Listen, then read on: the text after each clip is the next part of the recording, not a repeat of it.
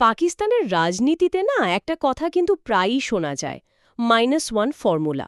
হুম, -1। তো এই জিনিসটা ঠিক কি? আর মানে ইদানিং ইমরান খানকে ঘিরে এটা আবার এত আলোচনায় কেন? দেখুন, এই -1 ফর্মুলাটা আসলে শুধু কোনো জনপ্রিয় নেতাকে ক্ষমতা থেকে সরানোর নয়। এর চেয়েও বেশি কিছু? হ্যাঁ, এটা হলো তাকে রাজনৈতিক দৃশ্যপট থেকে একদম পুরোপুরি মুছে ফেলার একটা পরিকল্পিত প্রক্রিয়া। মুছে ফেলার চেষ্টা? জি। আর পাকিস্তানের ইতিহাসে এর উদাহরণ এতটাই পুরনো যে এটাকে দেশের রাজনৈতিক সংস্কৃতির একটা অংশই বলা চলে। আচ্ছা, তাহলে আমাদের আজকের আলোচনার উদ্দেশ্য হল এই ঐতিহাসিক চক্রটাকেই একটু খতিয়ে দেখা। মানে কিভাবে শুরু হলো, অতীতে কারা এর শিকার হয়েছেন। আর এর ফলাফলই বা কি হয়েছে? হ্যাঁ, এবং অবশ্যই ইমরান খানের ক্ষেত্রে এখন ঠিক কি ঘটছে এই সবকিছুই আমরা ধাপে ধাপে বোঝার চেষ্টা করব। নিশ্চয়ই। তাহলে চলুন বিষয়টা একটু ভেঙে আলোচনা করা যাক। এই এই প্রক্রিয়া শুরুটা হয়েছিল কিভাবে? এর শেকড় খুঁজতে হলে আমাদের একেবারে পাকিস্তানের জন্মলগ্নে ফিরে যেতে হবে। দেশটির প্রথম প্রধানমন্ত্রী লিয়াকত আলী খানের ঘটনা দিয়েই এর শুরু। ১৯৫১ সালে সেই হত্যাকাণ্ড? হ্যাঁ, রাওয়ালপিন্ডিতে এক জনসভায় তাকে গুলি করে হত্যা করা হয়। কিন্তু এটাকে কি একটা সাধারণ হত্যাকাণ্ড বলা যায়, নাকি এর পেছনেও? না, একে পরিকল্পিত -1 বলার কারণ হল ঘটনা প্রবাহ। ষড়যন্ত্রের ইঙ্গিতটা খুব স্পষ্ট ছিল। যেমন? প্রথমত, আততায়ী সাইদ আকবর, তার সাথে গোয়েন্দা সংস্থার যোগাযোগের কথা বলা হয়। আর দ্বিতীয় এবং সবচেয়ে রহস্যজনক বিষয় হল কি? আততায়ীকে ঘটনাস্থলেই গুলি করে মেরে ফেলা হয়। যাতে সে আর মুখ খুলতে না পারে। ঠিক। তাকে বাঁচিয়ে রাখলে হয়তো জানা যেত এর পেছনে আসলে কারা ছিল, কিন্তু সেই পথটা শুরুতেই বন্ধ করে দেওয়া হলো। তার মানে মূল পরিকল্পনাকারীর কাছে পৌঁছানোর আর কোনো উপায় রইল না। একদম। আর রহস্যটা আরও বাড়ে যখন এই মামলার তদন্তকারী পুলিশ অফিসার এতেজাজউদ্দিন সাহেব? হ্যাঁ, তিনি মামলার সব গুরুত্বপূর্ণ ফাইলসহ একটা প্লেন দুর্ঘটনায় মারা যান। অবিশ্বাস্য। তো এটাই ছিল পাকিস্তানের রাজনীতিতে প্রথম সফল এবং নৃশংস -1। আর এই নিয়মটাই পরের ৭ দশক ধরে চলে আসছে। তার মানে শুরুটাই হলো রক্ত দিয়ে। আচ্ছা, এরপর কি এই ফর্মুলা আরও পরিশীলিত বা অন্য কোনো রূপ নেয়? যেমন জেনারেল আইয়ুব খানের সময় হুসেন শহীদ সোহরাওয়ার্দীর ক্ষেত্রে আমরা যা দেখি। সোহরাওয়ার্দীর ঘটনাটা এই ফর্মুলার বিবর্তনের একটা খুব গুরুত্বপূর্ণ ধাপ।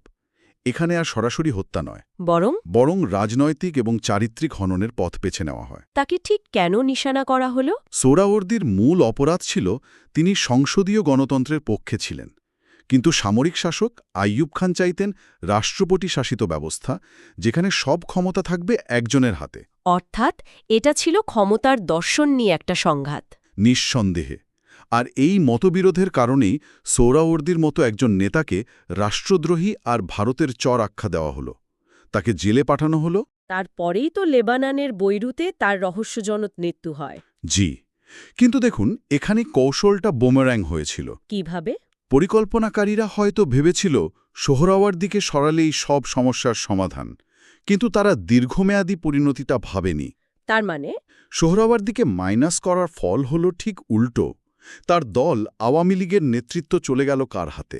তরুণ, ক্যারিজম্যাটিক এবং তুলনামূলকভাবে অনেক বেশি আক্রমণাত্মক শেখ মুজিবুর রহমানের হাতে, যিনি আপোষের রাজনীতিতে অতটা বিশ্বাসী ছিলেন না। একদম। একজন মধ্যপন্থী নেতাকে সরিয়ে তারা এমন একজনের জন্য পথ তৈরি করে দিল যাকে নিয়ন্ত্রণ করা আরও অনেক বেশি কঠিন ছিল। তার মানে একজনকে সরাতে গিয়ে পরিস্থিতি আরও জটিল হয়ে উঠল। আর এই ভুলেরই চূড়ান্ত রূপ কি আমরা শেখ মুজিবুর রহমানের ক্ষেত্রে দেখি? বলা যেতে পারে।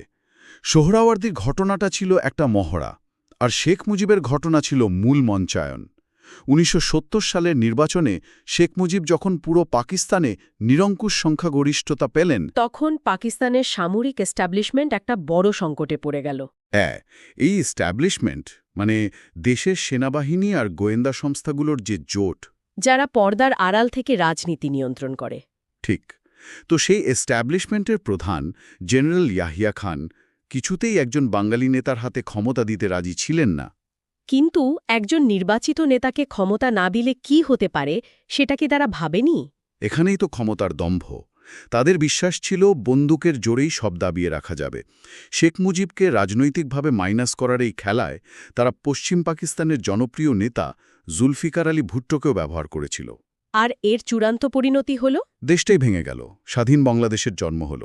-1 ফর্মুলা প্রয়োগ করতে গিয়ে তারা দেশের অর্ধেকটাই হারিয়ে ফেলল। এটাই তো ইতিহাসের সবচেয়ে বড় পরিহাস। আচ্ছা, যে জুলফিকার আলী ভুট্টো এই প্রক্রিয়ার একটা অংশ চ্ছিলেন, দেশ ভাঙার পর তিনি যখন ক্ষমতায় এলেন, তিনিও কি এই চক্র ভাঙতে পেরেছিলেন? পারেননি। কয়েক বছরের মধ্যে জেনারেল জিয়াউল হক তাকে ক্ষমতাচ্যুত করেন এবং একটা বিতর্কিত বিচারিক রায়ের মাধ্যমে তাকে ফাঁসি দেওয়া হয়। জিয়ার ধারণা ছিল ভুট্টোকে শেষ করে দিলে তার দল মানে পিপলস পার্টিও শেষ হয়ে যাবে। হ্যাঁ, কিন্তু বাস্তবে তো তা হয়নি। বরং ভুট্টোর মৃত্যু তাকে একজন শহীদের মর্যাদা দেয়, আর তার দল আগের চেয়েও শক্তিশালী হয়ে ওঠে। জিয়াউল হক পিপলস পার্টিকে ভাঙার জন্য এর ভেতর থেকেই অনেকগুলো দল তৈরি করিয়েছিলেন, যেমন প্রোগ্রেসিভ পিপলস পার্টি, মুসওয়াত পার্টি। জি, কিন্তু কোনোটিই সফল হয়নি। ভুট্টোর অনুপস্থিতি পাকিস্তানের রাজনীতিতে আর কী ধরনের প্রভাব ফেলেছিল? এর ফলটা হলো একটা রাজনৈতিক প্যারাডক্স। ভুট্টোকে সরাতে গিয়ে, মানে পিপিপিকে দুর্বল করতে গিয়ে, আসলে জাতীয় রাজনীতির কাঠামোটাকেই ভেঙে দেওয়া হলো। সেটা কিভাবে?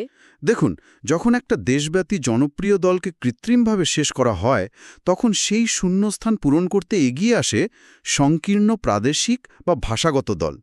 ফলে জাতীয় পরিচয়ের চেয়ে আঞ্চলিক পরিচয় বড় হয়ে ওঠে, যা দেশের জন্য সবসময় বিপজ্জনক। তার মানে জিয়ার কৌশল পুরোপুরি ব্যর্থ হয়ে দেশকে আরও বিভক্ত করে দিল। কিন্তু ইতিহাস থেকে শিক্ষা না নেওয়ার প্রবণতা তো থেকেই গেল। এই একই খেলা কি আমরা বেনজির ভুট্টো আর নওয়াজ শরীফের সময়ও দেখিনি? হ্যাঁ, তবে 90-এর দশকেই খেলাটা আরও জটিল রূপ নেয়।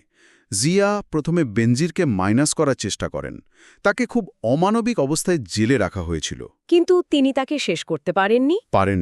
জিয়ার মৃত্যুর পর বেনজির প্রধানমন্ত্রী হন। এরপর শুরু হয় একটা লজ্জাজনক অধ্যায়, যেখানে বেনজির ভুট্টো এবং নওয়াজ শরীফ দুজনেই এস্টাবলিশমেন্টের সঙ্গে মিলে একে অপরকে ক্ষমতা থেকে সরানোর খেলায় মেতে ওঠেন। তার মানে তারা একে অপরের বিরুদ্ধে এই -1 ফর্মুলা ব্যবহার করেছেন? ঠিক তাই। সংবিধানের কুখ্যাত 58(2)B ধারা ব্যবহার করে বারবার তাদের নির্বাচিত সরকার ভেঙে দেওয়া হয়েছে। কখনো বেনজিরের সরকার, কখনো নওয়াজের। হ্যাঁ, একই অভিযোগে। যখন তারা নিজেদের ভুলটা বুঝতে পারল, লন্ডনে গিয়ে চার্টার অফ ডেমোক্রেসি স্বাক্ষর করল, ততদিনে অনেক দেরি হয়ে গেছে। এই দীর্ঘ ইতিহাস পেরিয়ে এবার তাহলে বর্তমান পরিস্থিতিতে আসা যাক। ইমরান খান 2018 সালে, যাকে অনেকেই এস্টাবলিশমেন্টের সমর্থনপুষ্ট প্রার্থী হিসেবেই দেখতেন, তিনি কিভাবে এই একই ফর্মুলার লক্ষ্যবস্তু হলেন? এটা আসলে স্রষ্টা সৃষ্টির মধ্যকার দ্বন্দ্বের একটা ক্লাসিক উদাহরণ। সোর্স অনুযায়ী ইমরান খান যখন ক্ষমতায় আসেন, তাকে সমর্থন দেওয়া হয়েছিল, কিন্তু তৎকালীন সেনাপ্রধান জেনারেল কামার জাভেদ বাজওয়ার সঙ্গে তার ক্ষমতার দ্বন্দ্বে শুরু হয়। ক্ষমতার ভাগাভাগি নিয়ে? অনেকটা তাই। অভিযোগ করা হয় বাজওয়া মন্ত্রিসভার গুরুত্বপূর্ণ পদে নিজের পছন্দের লোক বসাতে চাইতেন, দেশের অর্থনৈতিক আর পররাষ্ট্র নীতিও নিয়ন্ত্রণ করতে চাইতেন। আর শুধু তাই নয়, ইমরান খানের ঘনিষ্ঠ বৃত্তের ভেতর থেকেও তো তথ্য সংগ্রহের চেষ্টা করা হয়েছিল। হ্যাঁ, সোর্সে এমনটাও বলা হয়েছে। বাজওয়া নাকি ইমরান খানের অনেক মন্ত্রী আর উপদেষ্টাকে তার বিরুদ্ধে তথ্য দেওয়ার জন্য ব্যবহার করতে চাইতেন। শেহবাজ গিলের ঘটনাটা তো একটা উদাহরণ হিসেবে বলা হয়। জি, বলা হয় গিল তথ্য দিতে রাজি না হওয়ায় ক্ষমতা থেকে সরে যাওয়ার পর তাকে ভয়াবহ নির্যাতনের শিকার হতে হয়েছিল। ইমরান খান বুঝতে পারছিলেন যে তাকে ঘিরে জাল গোটানো হচ্ছে। তার মানে তিনি প্রধানমন্ত্রী থাকাকালীনই প্রকাশ্যে এই আশঙ্কার কথা বলেছিলেন। কিন্তু তিনি সমঝোতার পথে না গিয়ে সংঘাতের পথ বেছে নিলেন কেন? হয়তো তিনি ভেবেছিলেন তার জনপ্রিয়তা তাকে রক্ষা করবে, কিন্তু তিনি ভুল ছিলেন। এখন দেখুন, গত 2 বছর ধরে তিনি জেলে, শতাধিক মামলায় জর্জরিত। এবং নির্বাচনে অংশ নিতে পারেননি। হ্যাঁ, কিন্তু তিনি নতি স্বীকার না করে সরাসরি বর্তমান সেনাপ্রধান জেনারেল আসিম মুনিরকে লক্ষ্য করে আক্রমণাত্মক বক্তব্য দিচ্ছেন। অনেকটা নওয়াজ শরীফ যেমনটা একসময় করতেন, নাম ধরে ধরে সমালোচনা করা। একদম। নওয়াজ শরীফ যেমন জেনারেল বাজওয়া আর জেনারেল ফয়েজ হামিদের নাম ধরে জনসভায় সমালোচনা করতেন, ইমরান খানও এখন জেনারেল আসিম মুনিরের বিরুদ্ধে একই রকম আপোষহীন। আর ফলও একই, তার ছবি, নাম, সাক্ষাৎকার টিভিতে দেখানো নিষিদ্ধ। ইতিহাস যেন নিজেকেই পুনরাবৃত্তি করছে বারবার। এখান থেকে একটা খুব গুরুত্বপূর্ণ প্রশ্ন উঠে আসে, এই -1 ফর্মুলার শেষ কোথায়? যদি ধরেও নিই যে ইমরান খানকে সফলভাবে রাজনীতি থেকে সরিয়ে দেওয়া হলো, তারপর কি গল্পটা কি এখানেই শেষ? সোর্সগুলো কিন্তু ইঙ্গিত দিচ্ছে যে গল্পটা এখানেই শেষ হবে না, বরং নতুন অধ্যায় শুরু হতে পারে। সেটা কিরকম? বর্তমানে মরিয়ম নওয়াজ আর বিলাওয়াল ভুট্টো জরদারি দুজনেই তো পরবর্তী প্রধানমন্ত্রী হওয়ার দৌড়ে আছেন। কিন্তু একটা আশঙ্কা হল বর্তমান প্রধানমন্ত্রী শেহবাজ শরীফকে ক্ষমতায় টিকিয়ে রাখার জন্য হয়তো তাদের দুজনকেও মাইনাস করার চেষ্টা হতে পারে। এটা তো বেশ চাঞ্চল্যকর একটা ধারণা। এর পেছনের যুক্তিটা কি? কেন শেহবাজ শরীফকে এস্টাবলিশমেন্টের জন্য বেশি সুবিধাজনক প্রার্থী হিসেবে দেখা হচ্ছে? সোর্সের ভাষ্য অনেকটা সেরকমই। সেখানে একটা উদ্ধৃতি ব্যবহার করা হয়েছে, শেহবাজ শরীফ ইজ বেস্ট। মানে স্থিতিশীলতা বজায় রাখার জন্য তাকেই সেরা বিকল্প হিসেবে বিবেচনা করা হচ্ছে। হয়তো, কারণ তিনি তুলনামূলকভাবে কম উচ্চাভিলাষী এবং এস্টাবলিশমেন্টের সঙ্গে কাজ করতে বেশি আগ্রহী। অন্যদিকে মরিয়ম ও বিলাওয়াল দুজনেরই নিজস্ব রাজনৈতিক ক্যারিজমা আছে, যা হয়তো নিয়ন্ত্রণের জন্য কঠিন হতে পারে। তাই আশঙ্কা করা হচ্ছে ইমরান খানের পর লক্ষ্যবস্তু হতে পারেন এই দুই তরুণ নেতাও। সে আশঙ্কাটা উড়িয়ে দেওয়া যায় না। তাহলে এই পুরো ঘটনার বৃহত্তর তাৎপর্য কি? পাকিস্তানের ভবিষ্যতের জন্য এর মানে কি দাঁড়ায়? এই চক্র কি চলতেই থাকবে? বর্তমানে পাকিস্তানে একটা তীব্র রাজনৈতিক অচলাবস্থা চলছে। একদিকে সরকার ও এস্টাবলিশমেন্ট, আর অন্যদিকে দেশের অন্যতম জনপ্রিয় দল পিটিআই। সোর্সের শেষে একটা জরুরি বিষয়ের দিকে দৃষ্টি আকর্ষণ করা হয়েছে। কি সেটা? যে এই সংঘাতের রাজনীতি দেশের ভঙ্গুর অর্থনীতি আর সামাজিক স্থিতিশীলতার জন্য কতটা ক্ষতিকর হতে পারে। যদিও জাতীয় পরিষদের স্পিকারের মতো কেউ কেউ সংলাপের কথা বলছেন। কিন্তু সরকার তো বেশ কঠোর অবস্থানে আছে। হ্যাঁ, সরকারের মন্ত্রীরা বলছেন এনাফ ইজ এনাফ, মানে অনেক হয়েছে, আর কোনো ছাড় নয়। আমি আজকের আলোচনা শেষে শ্রোতাদের জন্য একটা প্রশ্ন রেখে যাওয়া যাক। পাকিস্তানের ইতিহাসে যদি বারবার এটাই প্রমাণিত হয়ে থাকে যে কোনো নেতাকে জোর করে মাইনাস করলে তার দল শেষ হয় না, বরং দেশ দুর্বল হয় এবং রাজনীতিতে তিক্ততা বাড়ে, তাহলে কেন এই একই ব্যর্থ ফর্মুলা যুগের পর যুগ ধরে ব্যবহার করা হচ্ছে? এর আসল উদ্দেশ্য কি শুধু একজন ব্যক্তিকে সরানো, নাকি পুরো রাজনৈতিক প্রক্রিয়াটাকেই এমন এক নিয়ন্ত্রিত বিশৃঙ্খলার মধ্যে রাখা যাতে কোনো বেসামরিক নেতাই কখনো সত্যি শক্তিশালী হয়ে উঠতে না পারে?